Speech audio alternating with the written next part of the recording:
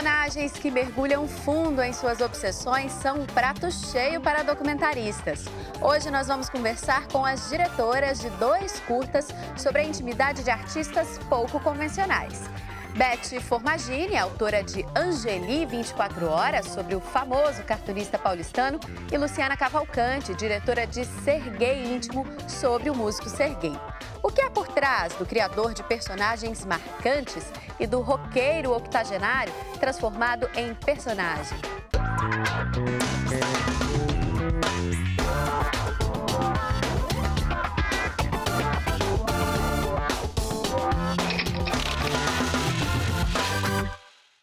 Olá, estamos aqui com a Beth Formagini, com a Luciana Cavalcante e nós vamos conversar sobre documentários. Elas duas fizeram curtas de documentário que retratam um pouco o trabalho e a vida de 2 personagens marcantes e muito importantes aqui na cultura do Brasil.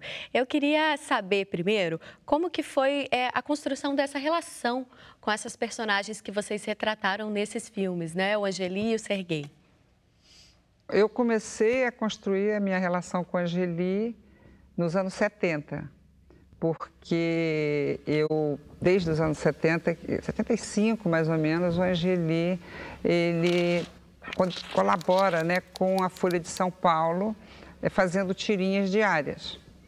E a cada dia eu corria para a Folha de São Paulo para ver a tirinha nova do Angeli. Ele criou personagens como a Rebordosa, os Escrotinhos, enfim, vários personagens que eu me identificava muito. No momento ele tinha uma posição política bastante interessante e virou meu dia a dia.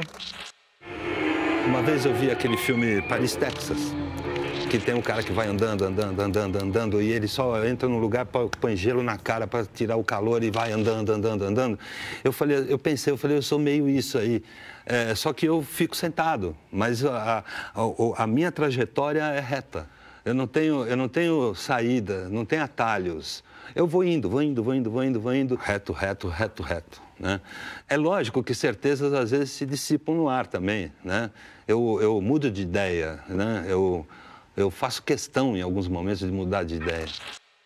E o Serguei, Luciana? O Serguei, na verdade, foi uma amizade que surgiu, assim, né, na ocasião dos seus 80 anos, em 2013. Eu venho de Saquarema, eu moro na mesma cidade que Serguei, e Serguei é um filho de Saquarema, né? Ele adotou Saquarema e Saquarema adotou o Serguei. Então, nas festividades de 80 anos do Serguei, eu fui lá e tentei entrevistá-lo, entrevistei e conversei com ele, perguntei se ele concederia para mim uma entrevista tranquila na casa dele. Ele me recebeu e foi uma descoberta muito grande, O artista, claro, eu já conhecia, admirava pela sua performance, né, pela sua coragem de ser o que ele é no Brasil que nós conhecemos. Então, ele foi muito proveitoso, muito revelador até essa tarde que nós passamos na casa do Serguei. Para mim, foi muito construtivo. Você vê, de 68 para cá, adultos, todos já têm a minha idade, que a gente já está na hora de ir embora, né? Ninguém sabe quando, mas 80 anos, pensa bem. Eu não sinto, mas eu sei que, nossa, que é uma coisa fantástica, é uma vida muito longa. Quantos anos de vida, parabéns pra Serguei, nessa data querida, muitas felicidades, muitos anos de vida. Como que é fazer esse trabalho de manter essa posição de observador externo, né? Para fazer o registro dessa rotina de trabalho, da vida dessas pessoas, mas ao mesmo tempo compartilhando da intimidade deles, porque vocês estavam na casa, no local de trabalho dessas pessoas. Como que vocês conseguem manter esses 2 momentos, né? Esses 2 polos de aproximação? Bom, no caso do Angeli 24 Horas, eu tenho, na verdade, 3 momentos bem distintos, né? Um primeiro momento, que é realmente na casa dele, é que eu filmo sozinha dentro do estúdio, eu faço a câmera, eu faço o som e para mim o que é importante ali é a intimidade, então eu acompanho 24 horas, enfim, não são 24 horas, mas todo o período de uma tira, que leva para fazer uma tira, porque ele tem que fazer uma tira por dia. E eu fico no estúdio muito quieta, e ele está desenhando muito quieto e, para mim, esse é um momento sagrado de intimidade. E os outros dois eu posso falar depois porque foge do assunto. No meu caso, foi uma descoberta, né? Como eu disse, então participar desse momento que é dele cotidiano, né? Eu entrei na intimidade do Serguei, né? Na verdade, o meu olhar foi quase um olhar, como eu diria, um pouco intrometido mesmo, né? Porque ele é o que nós vemos no filme. Não existe limite, não existe a linha que separa a pessoa do ator. Ele é muito sutil. Então, eu mesma, como realizadora, eu não sabia muito bem onde estava o personagem e onde estava o Serguei homem. E isso acontece até no momento do filme em que ele adormece. E eu não sabia se eu deveria desligar a câmera ou se eu deveria continuar filmando. E aquilo foi uma grande crise para mim, porque eu também não queria invadir, eu não queria sair do meu espaço e invadir algo que não me pertencia. Mas eu decidi por continuar e a coisa se desenrolou da maneira que se desenrolou e eu fiquei muito feliz. E ele também ficou muito feliz com o filme, então eu acho que deu certo.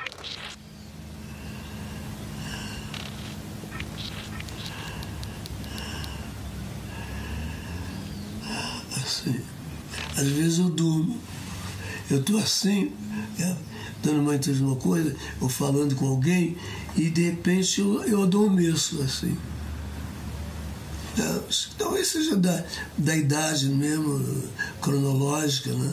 80, muita coisa, mas é assim. Mas o resto, eu estou sempre disposto. Eu tenho uma disposição muito grande. Por isso que quando eu durmo, eu posso dormir de repente, eu fico assim, dormindo. Quando eu acordo, eu falo, que dia hoje, onde eu estou em casa, é uma coisa absurda. Bom, mas é isso mesmo. Os dois filmes, eles são baseados no universo de uma única pessoa. É mais difícil isso, porque você tem aquela pessoa contando a história dela, tem os elementos daquele ambiente, mas vocês optaram por pegar essa única fonte, digamos assim. É mais difícil fazer essa construção, tendo apenas essa fonte de informação? No caso do Angeli, ele é um pouco como Fernando Pessoa, ele tem muitos heterônimos, né? Então, ele fala através da Rebordosa, ele fala através do 68, do Woody, do Stock, dos Escrotinhos, e ele fala através desses personagens que ele cria. Para mim, o mais difícil foi entender o conceito do trabalho dele. E, para mim, eu entendi que ele é um etnógrafo, uma pessoa que fala sobre o trabalho do cidadão das grandes metrópoles, sobre a vida deles. Quem é o maluco, né? No caso do Bob Cuspe, quem é, né, o freak, o office boy da cidade de São Paulo, quem é a menina que está na madrugada de São Paulo. E aí eu acho que ficou mais fácil, porque não é só sobre o Angeli, é sobre a obra dele. E a obra dele são muitos Angelis, né? Pois é, e no seu filme você faz essa opção, inclusive, de mostrando essas imagens da cidade de São Paulo, de trazer esses tipos urbanos, né, que o Angeli retrata. Foi uma opção que você fez para poder dar essa ideia? Exatamente. Então, o que eu faço? Eu tenho esse momento que eu estou na intimidade com o Angeli, ele está no estúdio desenhando. Eu tenho um segundo momento no estúdio em que eu boto ele dentro da tirinha e ele interage com essas tiras dele. E eu tenho um momento que é, enfim, aonde eu vou encontrar o objeto dele, que é o cidadão paulista da metrópole, enfim, podia ser qualquer metrópole, podia ser Nova York, podia ser... enfim, São Paulo é uma megalópole, né? Então, é aquele cidadão que está ali naquela cidade e eu acho que é isso que ele busca, né? Enfim, então eu vou retratar a cidade de São Paulo. Eu filmo durante um dia com 3 equipes, durante 24 horas, a cidade de São Paulo. Então, uma câmera está vendo a paisagem, né, aquela paisagem árida de viadutos, enfim, o skyline da cidade com aqueles prédios, e filmo paralelamente uma segunda câmera que está numa banca de jornal 24 horas e um bar 24 horas, e uma terceira câmera que está durante 24 horas procurando os malucos de São Paulo. Então eu vou para o centro da cidade procurar os office boys, vou para os bares, vou para, enfim, lugares que eu acho que eu vou encontrar os personagens do Angeli. E depois, enfim, junto com as tirinhas e a entrevista dele, a gente vai ter, então, essa visão do personagem, né? Não só o Angeli como pessoa física, mas o Angeli como criador, né? Porque era isso que eu estava buscando também.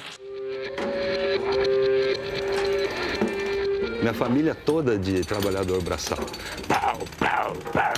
Meu bisavô era ferreiro. Pau, pau. Meu pai era funileiro. Pau, pau, num carro. E eu não neguei a raça, eu tô na prancheta. Pau, pau, pau, pau. Pau, pau, pau, pau, pau, pau, pau,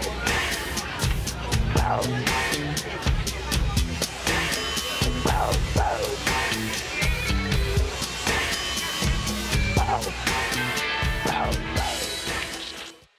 E você, Luciana, que outros elementos que você buscou para fazer essa construção do Serguei? Eu vou te dizer, o Serguei me forneceu essa construção. Ele é um grande contador de histórias, né? Porque cada vez que ele abre boca, ele te conta uma história que você diz, como assim? Porque quando ele conta sobre o Celso Blues Boys, que subiu no palco com B.B. King, que chorou porque tocou com B.B. King, são coisas que a gente não sabe, ou poucas pessoas sabem dessas pequenas histórias da nossa cultura, né? Então, essa coisa da saudade, como ele sente a saudade de um amigo, quer dizer, ele conta alguma coisa que faz parte da história dele, porque ele viveu tudo isso, porque ele acompanhou, né, todos esses personagens, e ao mesmo tempo ele se inclui de uma maneira sentimental. Então eu notei muito isso me comoveu muito, inclusive, porque eu fiquei entre a curiosidade das histórias que ele me contava. Ele conta que Marlene Dietrich foi a primeira mulher a mostrar as pernas no cinema, mas que ela bateu no camarim dele dizendo, saia, saia, eu não quero te ver aqui, porque ela estava em pé no ar. Quer dizer, ele mistura tudo, né? Então, é um misto de emoções, porque para você que está filmando, você não espera. Eu não sabia o que ele ia falar. Eu fui ali para entrevistá-lo, para saber como é que era o cotidiano dele. Ele me contou da vida dele normal, em Saquarema. Enfim, eu não esperava nada. E ele me deu toda essa epopeia, vamos dizer assim, que me ajudou, sim, a construir na hora da montagem, escolher, né, os takes que eu vou colocar um atrás do outro, as cenas, enfim. Ele me sugeriu muito, né? Foi Serguei que me deu esse filme, na verdade. Agora a gente vai para um breve intervalo, mas antes você vai ver mais um trechinho do filme Serguei Íntimo, da Luciana Cavalcante, e a gente volta já. Saudade is a word in português, uma coisa em português, em francês não tem significado, nem em inglês, nem em nenhuma outra língua, a não ser no português, que é uma saudade, uma falta imensa de um amigo, de uma amiga, um amor imenso do qual você se lembra e você sente saudade daquilo não está mais presente como era há anos atrás, ou meses, ou dias, entendeu? De ter se acabado. Então você sente do meu pai, da minha mãe, da Janis, do Sérgio Murilo, que foi um grande intérprete do rock and roll no Brasil, ele que começou tudo, assim, da Janis, a maneira de cantar, de se expressar, assim, coisas assim, né? Eu sinto saudade.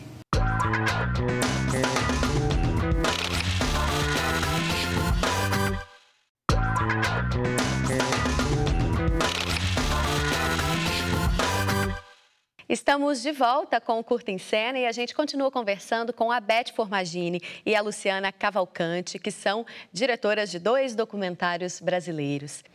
Vocês duas trabalham também com outros formatos, mas eu queria saber sobre a relação com o documentário. Eu sei que a Beth já trabalhou com o Eduardo Coutinho, que é um cânone, né, nesse formato aqui no Brasil. E como que vocês começaram esse filme? O que você trouxe de aprendizado desse trabalho com ele?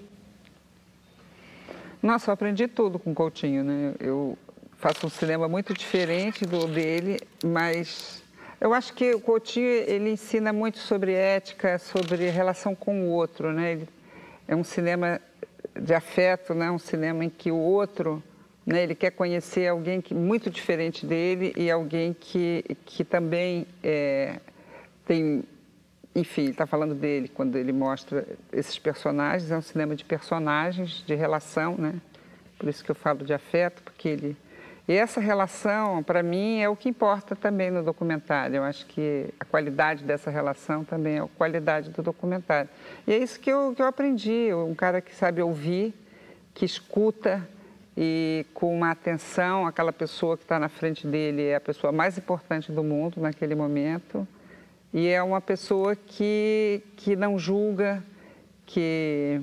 Enfim, eu aprendi tanta coisa que se eu ficasse falando, eu acho que... Seria um programa só sobre isso. Seria só um programa sobre isso. A primeira vez que meu primeiro programa foi muito legal. Como é que é a primeira vez? Meu primeiro programa. Foi muito legal, porque, assim, foi legal porque quando eu peguei aquele dinheiro eu fiquei desesperada. Eu nunca tinha pegado aquele dinheiro, era o que? Foi R$150. Mas pra mim aquilo foi tudo, eu falei, nossa, R$150 eu trabalho um mês pra ganhar isso. Eu trabalhava, eu ganhava 136. Eu falei, nossa. Aí eu falei com a minha filha, vamos pro shopping. Ai, a gente comeu meu dinheiro todo no McDonald's, sorvete. Ai, muito bom. Muito bom. Hoje eu não tenho coragem de fazer isso não, tá? É doido. Mas aquele dia foi muito bom. De gastar R$150 no McDonald's, não tá louco. Hoje eu não faço não, mas aquele dia pra mim foi igual uma criança quando ganha um brinquedo que mais quer. Ai, eu comi muito. A partir dessa experiência de aprendizado, como que você desenvolveu a sua produção documental? Então, eu me autodenomino documentarista, porque eu trabalho muito fazendo pesquisa, produção e também como diretora. Então, e me interessa muito o tema até desse programa, que é o retrato, né? Quando você vai trabalhar com um personagem. Eu tenho vários filmes sobre um único personagem, como o Angeli. Então, no caso dos primeiros trabalhos, eu fiz uma série chamada Ponto Doc. E essa série eu tenho um trabalho sobre Walter Lima Júnior, que eu acompanhei 3 anos, eu fui assistente de direção dele, então a gente também tinha uma intimidade muito grande. E um trabalho muito de observação de como ele trabalha. Eu tenho um filme sobre o Coutinho. Quando eu fiz a direção de produção do Edifício Master, a gente ficou num prédio só durante 4 semanas. Então, foram 3 semanas de pesquisa. Durante essas 4 semanas, dentro desse prédio, a gente alugou um apartamento, que é o apartamento 608. Então, eu tenho um filme chamado Apartamento 608, que é sobre tudo que aconteceu ali dentro daquele conjugado, enfim, todo o processo de trabalho do Coutinho. E também é um filme sobre um personagem, né? Sobre, enfim, esse grande documentarista. E depois essa série, Ponto Doc, eu produzi 3 filmes, que também são todos curtas e médias, que é um sobre o Sarraceni, dirigido pelo Ricardo Miranda, um sobre Luiz Rosenberg Filho, dirigido também pelo Ricardo Miranda, e um sobre Joaquim Pedro, dirigido por Mário Carneiro. Quer dizer, esses 5 filmes, o que eles têm em comum é que são sempre diretores, e os diretores que vão realizar são sempre amigos desses diretores. Então, a intimidade, enfim, é uma marca forte desse trabalho. E você, Luciana? Bom, na verdade é meu primeiro documentário. Eu não sou documentarista. Aliás, eu não sou nem realizadora, eu sempre digo isso. Eu sou uma autodidata. Eu crio a minha história. Então, do trabalho de fotógrafa, eu comecei a realizar filmes.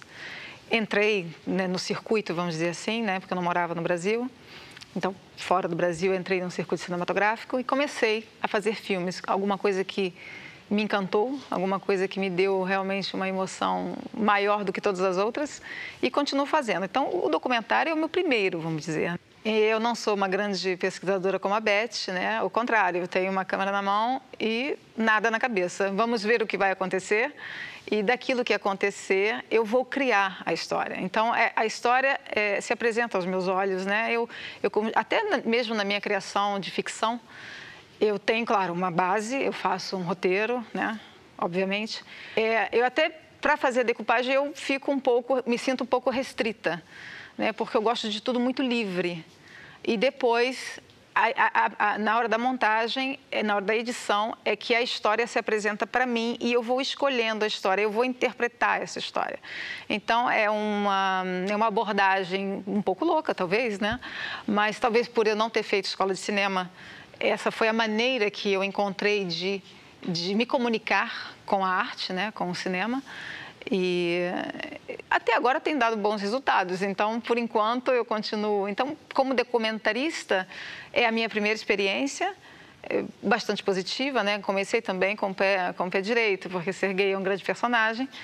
Tem um outro projeto, né? Agora estamos conversando, né, com o Hermeto Pascoal, para a gente fazer também algo parecido um pouco com o que fizemos com o Serguei. Vamos ver se isso vai... Tomara que sim. Mas, assim, eu trabalho também bastante com ficção e, digamos, seria o meu forte, vamos dizer assim. Nelson Mota, tá ali, escreveu sobre a hora que a Diane se levantou e pulou no palco e foi cantar com eu. Estava cantando Baby What I Say, rock and roll. Aí ela chegou no palco, excuse me, foi no palco baixinho, pulou, pegou, olhou para mim assim, pegou o microfone da minha mão e fez assim. E começou a cantar em ritmo de blues. Hey, mama! Dona Twin, meu irmão! Aí, pô, foi um terror. Ela era muito mandona. Eu não gosto que manda em mim. E como foi o desafio de selecionar o material que vocês finalizaram? Porque são 2 personagens enormes, com uma história de vida muito interessante, com uma carreira solidificada. Foi difícil para fechar nos poucos minutos que finalizou o filme de vocês? Bom, enfim, cinema é um trabalho de equipe, né, de parcerias, né? E eu tive o prazer de trabalhar com 2 montadoras maravilhosas, a Joana Collier e a Thaís Blanc. Nós tivemos também a colaboração do Lucas. O filme estava muito na minha cabeça, enfim, eu costumo fazer assim, eu trabalho, pesquiso, aí eu acho o filme. Porque a partir dessa pesquisa é que eu vou conceituar o filme. Quando eu acho o filme, tudo fica muito mais fácil. Porque você sabe exatamente, eu falei, vou filmar aqui, aqui, aqui. Eu tinha um material muito claro na minha cabeça, o que eu queria. Mas, enfim, sem a parceria da Joana e da Thaís e do Lucas, que também me ajudou a encontrar a trilha sonora, eu, enfim, não poderia ter esse resultado que eu tive. Eu acho que a parceria no cinema é realmente uma melhor coisa, conversar com alguém para fazer o filme, encontrar o filme. Você parece que começou mais livre, né, Luciana? Totalmente. Filmar. Ele me recebeu, quando ele abriu a porta, eu já liguei a câmera e disse ao som, acompanha, abre o som, vamos embora e direto. E realmente eu tive muito material também, nós ficamos com ele uma tarde inteira e, nossa, bastante tempo, foram 5 horas. A gente saiu de lá de noite, foram 5 horas de gravação. Então, é um trabalho até um pouco ingrato, essa coisa da montagem, porque a gente tem vontade de botar tudo, porque tudo é muito válido, tudo é muito interessante, mas, é claro, existe, né, há várias exigências que a gente tem que entender. Então, é um trabalho um pouco árduo esse da montagem, que eu também adoro fazer, que fui eu que montei também. Mas, assim, é difícil a gente viver a experiência da filmagem, optar, ter que escolher, significa certamente ter que renunciar a algo, né? E essa renúncia é um pouquinho que fica aquele gostinho um pouco amargo, mas eu acho que o resultado final foi bastante bacana e tá aí o filme. Muita gente tem falado positivamente do filme, então eu acho que eu fiz a escolha certa. A gente agradece a presença da Beth Formagini e da Luciana Cavalcante. Muito obrigada por ter vindo aqui no Curta em Cena, a conversa foi ótima. Eu queria agradecer o convite também. Estou muito feliz, né, de mostrar o trecho do Angeli, porque, enfim, um filme que deu muita alegria. A gente participou de muitos festivais, ganhou muitos prêmios, mostrou o filme para muita gente. Enfim, ele está aberto. Quem quiser ver o filme, ele está aberto na página da Quatro Ventos, que é a minha produtora. É só chegar lá e assistir. Obrigada, eu que agradeço, né, o convite. Foi muito prazeroso estar aqui com vocês duas. Obrigada, Beth. Obrigada, Luciana. O Curta em Cena de hoje fica por aqui, mas você pode conferir os extras da nossa entrevista lá no nosso site. Semana que vem tem mais. Até já!